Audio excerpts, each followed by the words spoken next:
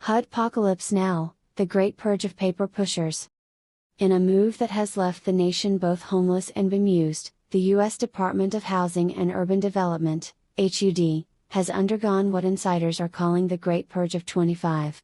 On Tuesday, February 25, 2025, HUD slashed its workforce by a jaw-dropping 84%, proving once and for all that when it comes to government efficiency, nothing says streamlining like a chainsaw to the payroll.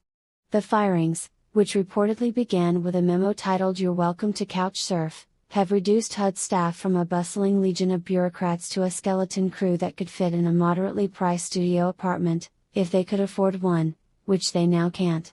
Sources say the layoffs were spurred by a bold new directive from the top: if homelessness is the problem, let's make HUD live it. Critics, however, argue this is less tough love and more Lord of the Flies with zoning permits. Former HUD employee Janet Piles, who spent 17 years approving Section 8 vouchers, was seen wandering the streets with a cardboard sign reading, "We'll regulate rentals for food." "I thought I'd retire with a pension," she lamented, clutching a dog-eared copy of the Fair Housing Act. "Now I'm Googling how to build a lean-to on a library computer." Her story is one of many as displaced staffers joined the very population they once served, creating a Kafkaesque twist even Kafka couldn't dream up. HUD Secretary Ivana Rouflas defended the cuts with a shrug and a smile. "Look, we're just matching our staffing to our vision, minimal government, maximal vibes," she said at a press conference held in a suspiciously spacious McMansion. Besides, tents are trending on TikTok, housing's basically solved.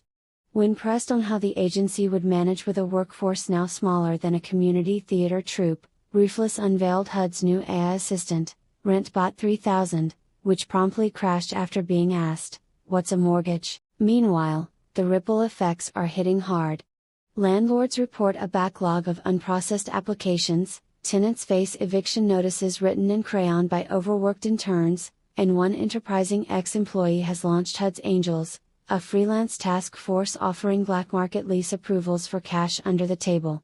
Homelessness advocates, already hoarse from shouting, warned that the $116 million in mental health cuts might need to be redirected to therapy for HUD survivors, both staff and clients. In a final twist, President Trump weighed in via a late-night tweet: "HUD was a disaster, too many people doing nothing. Now it's lean, mean, and winning.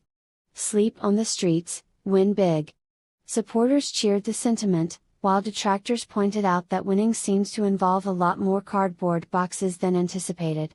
As the dust settles, or rather, as the tent cities rise, Washington watches HUD's grand experiment with bated breath.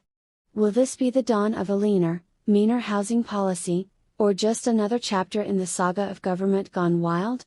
One thing's for sure: if you need a HUD form processed anytime soon, bring a sleeping bag. Processing times just got a lot cozier.